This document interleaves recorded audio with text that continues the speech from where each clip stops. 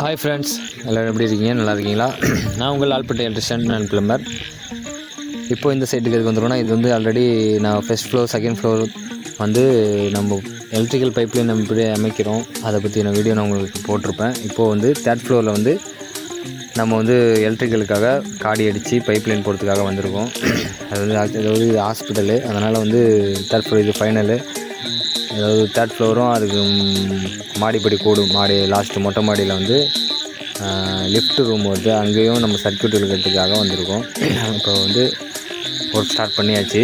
இப்போ மிஷின் போட்டு கட்டிங் பண்ணி அது காடி அடிக்கிற வேலையை தான் இன்றைக்கி நம்ம அந்த வீடியோவில் பார்ப்போம்.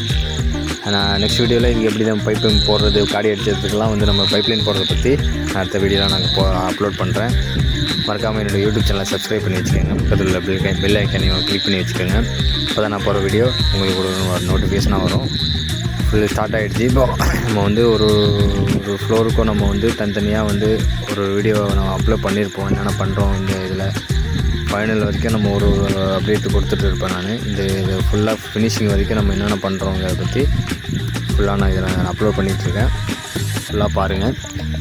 என்னோடய வேலை பிடிச்சிருந்தா, இந்த வீடியோ பிடிச்சிருந்தா லைக் பண்ணுங்கள், ஷேர் பண்ணுங்கள், கமெண்ட் பண்ணுங்கள். மறக்காமல் என்னோடய யூடியூப் சேனலை சப்ஸ்கிரைப் பண்ணுங்கள். Insta page, Facebook page